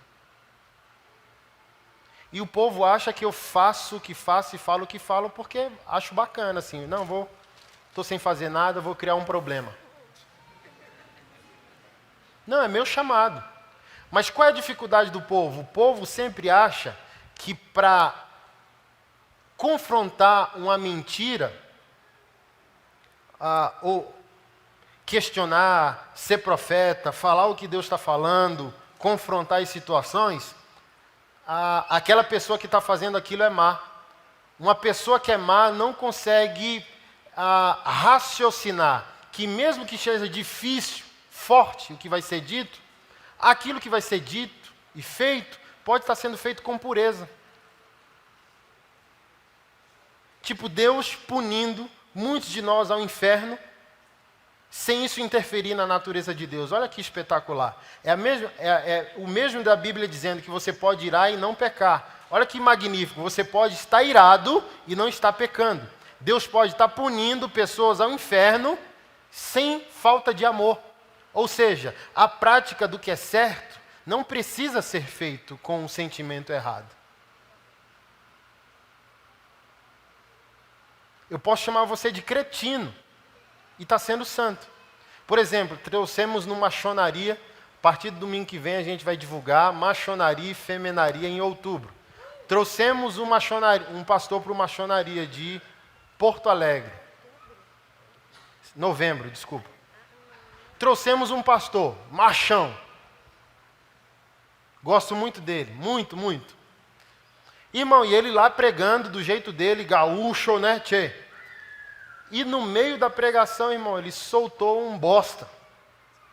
Até eu que me acho um cara antenado, deu um pulo para trás. Falei, rapaz, o cara está pregando, soltou um bosta assim, de graça no meio. E se não bastasse, não parou, irmão. Seu bosta! Seu bosta! Deus te deu uma esposa para você cuidar dela, seu inútil, seu cretino, seu bosta! E botando o dedo na nossa cara. E eu falando, meu Deus, ele é um escandalizado, meu Deus, ele é um pastor, meu Deus, isso aqui é uma pregação. E se não bastasse, ele disse que uma esposa entrou em contato porque estava saindo de casa cansado do marido. E ele pegou um taco de beisebol. Olha a cena. O pastor pegou um taco de beisebol, pegou 2 irmãos da igreja e foi até o irmão. Pegou o irmão e botou dentro do carro. Sequestrou o irmão. E foi para o meio do mato com o irmão. Tirou o irmão do porta-mala. Ajoelha, vagabundo!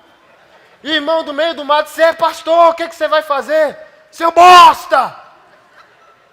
E começou a dar na cara do irmão. Deus te deu uma responsabilidade, Deus te deu uma esposa, Deus te deu a coisa mais digna do mundo, que é uma família, seu bosta! E o cara em pânico.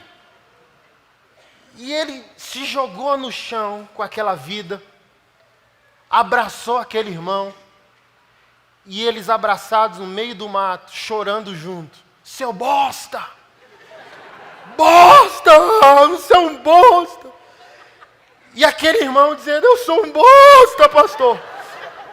Eu sou um bosta, pastor! Me ajude, pastor!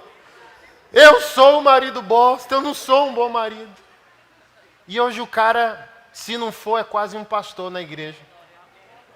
Então as pessoas frágeis dos nossos dias acham que você não pode estar falando uma coisa tão dura sem ser santo. Porque a maioria das pessoas estão enquadradas nisso, um interior corrompido, um interior podre. Então esse pastor pode estar chamando. Não é a minha tática, eu não faria. Mesmo se eu quisesse fazer isso, para mim não daria certo. É tão verdadeiro para ele que ele tem unção para fazer isso. O cara se eu chamar você de bosta, você vai se sentir ofendido. Mas é tão verdade para eles que ele chama o irmão de bosta e o irmão não se sentiu ofendido, converteu. Por quê? Aquilo veio de onde? De um lugar de pureza e não um lugar contaminado com ira, com avareza. Ele orou por muitos dos irmãos lá no retiro. Pastor, minha filha está... Ele abraçava os... Imagina, a gente almoçando, acabou a pregação, eu lá, e ele com os irmãos assim, chorando, orando, chorando. Vamos orar pela tua filha. E eu falando, caramba, fazia tempo que eu não via pastor. Pastor que ama, por mais que, entendeu? Imagina. Deu na cara do irmão, gente. Mas o estilo de vida, né? Estilo de vida mudou. Que é como um pai. Não avalie você hoje. Como está por dentro. Porque Deus não ama as maquiagens. Deus ama a essência. Amém. Estão cheios de todo tipo de injustiça. Já está quase todo mundo reprovado aqui. Porque em algum ponto você está sendo injusto. Então já tem motivo de falar com o pai quando sair daqui. Injusto, todos nós estamos sendo. Qual o grau, não sei. Estão cheios de injustiça, perversidade. Por exemplo, quando você fica a ver alguém se dando mal, ver alguém em pecado, que você não gosta do perfil da pessoa. Se é de direita, você viu alguém de esquerda se dando mal, o que você sente? Se é de esquerda e odeia bolsominions, o que você sente quando um bolsomínio se dá mal? Vou ajudar você, isso é perversidade. Já tenho que conversar com o pai. Avareza.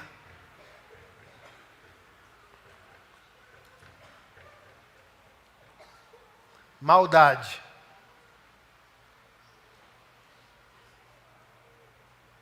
Inveja. Homicídio. Pastor, mas eu nunca matei ninguém. Querer matar já é matar. 1 João 3,15. Aquele que não ama o irmão é homicida. Falta de amor é homicídio. Você quer um exemplo? Segura aqui. Eu como pastor, e eu quero que vocês sigam o exemplo. Chego na igreja, não há ninguém na entrada da portaria da igreja que não seja saudado por mim. Vamos raciocinar, ok? Se eu entro por aquela porta, saúdo quem eu quero e não saúdo quem eu não quero, sem perceber, eu já matei alguém. Esse pastor não é um... Oxe, caramba! Aí eu crio um ecossistema predatório. Quem eu preciso me tornar para ele poder falar comigo?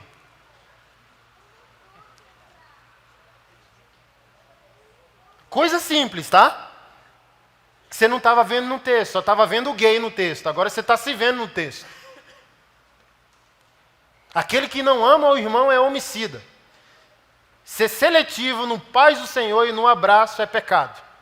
Porque você está fazendo mal às emoções de alguém. Caramba, por que a pessoa falou com os 5 e eu estava do lado e ela não falou comigo?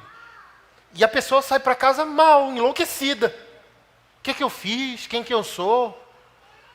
O que está acontecendo? Você está aqui, irmão? Amém.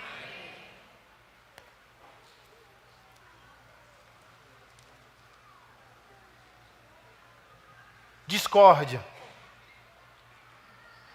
Todo problema é uma oportunidade de unidade. Comunidade custa caro.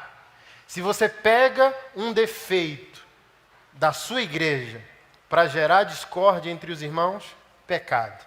Todo problema numa igreja é oportunidade de unidade. É de ser a ligadura entre um membro e outro. Se você pega um problema para ampliar o problema, pecado. Discórdia é pecado.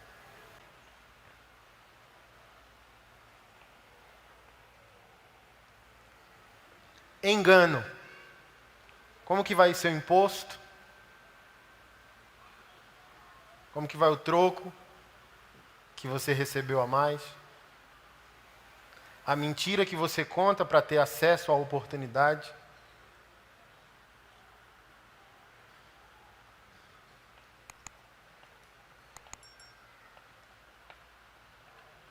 Viver no casamento que você não disse que era no namoro. Engano. Você tem que entregar o que você prometeu.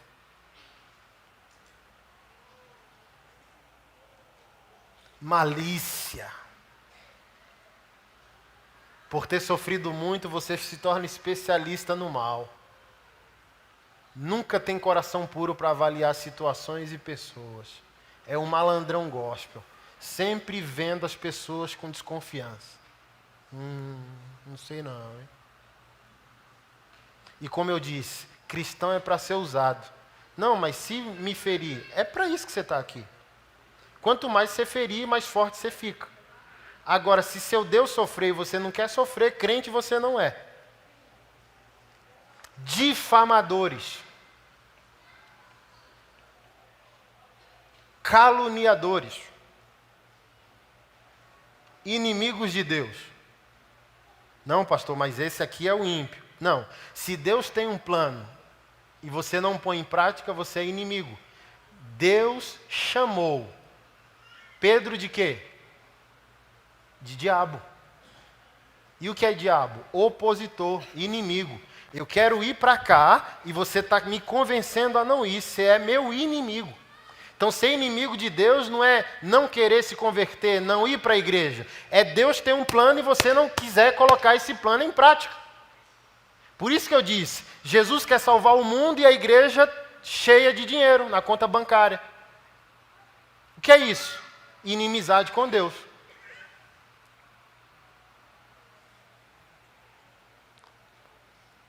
Insolentes, arrogantes, orgulhosos, inventores de males.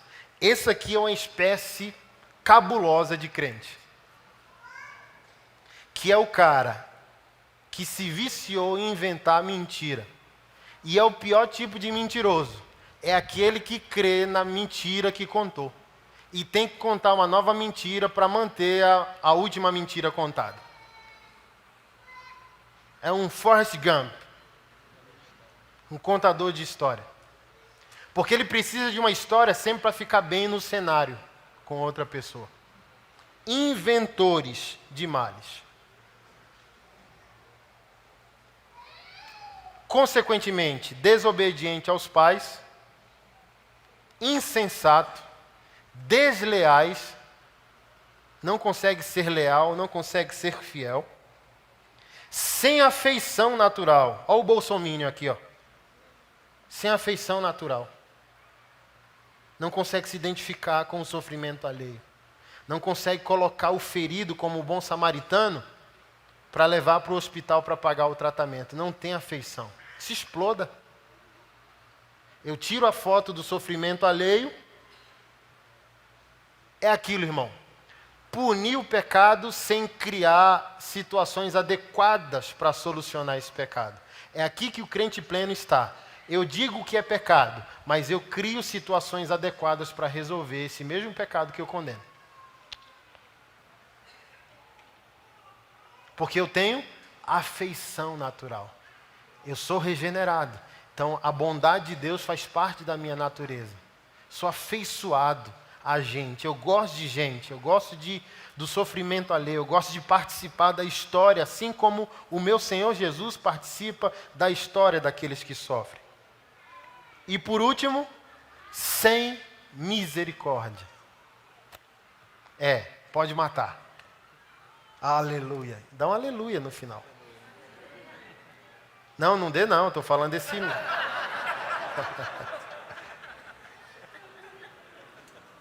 É assim, é os políticos crentes orando pela propina. Tipo, ferrou o hospital e vamos orar.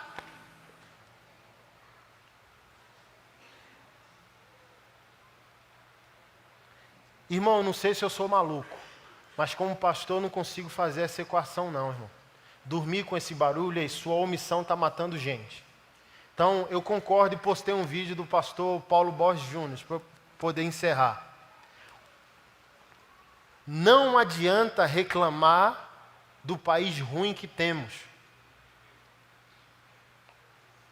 Porque o país ruim que temos é consequência da igreja ruim que temos.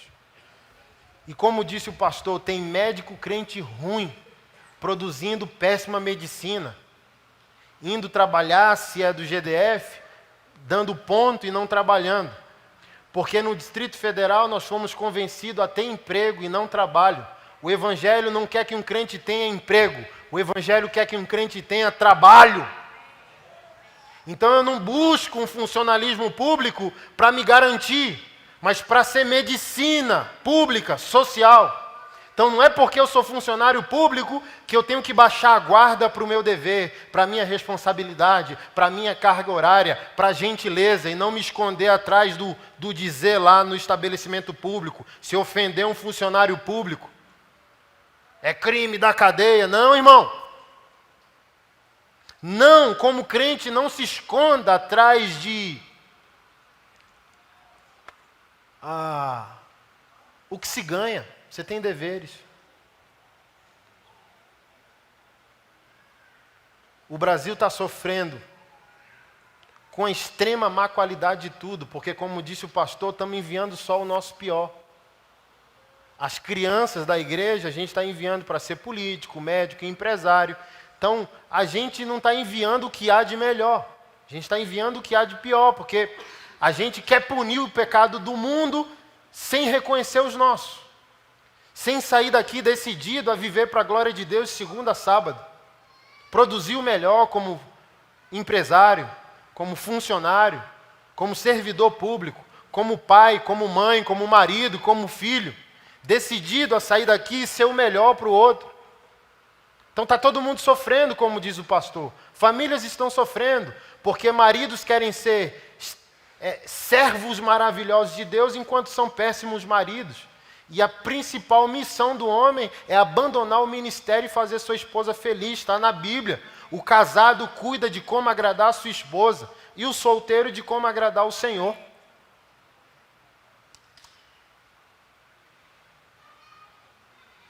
Gente ruim, em nome de Jesus, fazendo péssimo lá fora.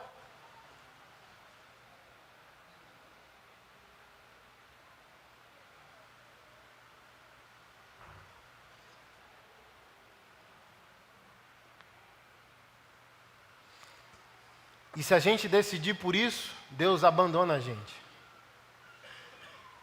Você empresário, com nota ou sem nota, como eu disse domingo passado. Se é crente, não há essa possibilidade. Você é crente, não há essa possibilidade. Se você teimar nesse caminho, e Deus os abandonou uma condição mental reprovável. Você ganhou os 100 mil por mês, mas você acumulou juízo para você também.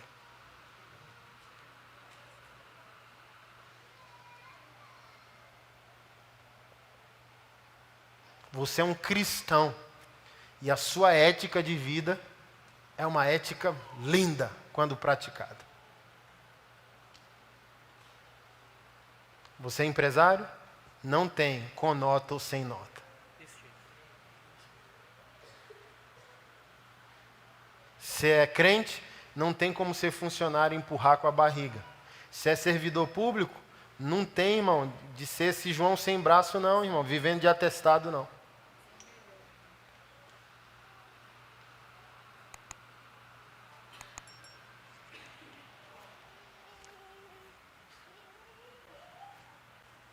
Eu sempre falo para Deus, para minha mulher, Deus tinha que ter me dado um chamado gospel. Um violão para fazer o povo cantar e ser feliz. Mas não sei se felizmente, infelizmente, eu fui chamado para jogar água na sua fogueira. Eu fui chamado para deixar você triste de vez em quando, para poder ficar feliz para sempre. Do que mentir para vocês, deixar você sair daqui feliz para caramba, para ser reprovado por Deus amanhã. Então eu prefiro que você saia em crise hoje. E tenta ler Romanos 1 de novo em casa. Dever de casa. Todos nós temos uma responsabilidade fora com o nosso Deus. Amém? Fica de pé.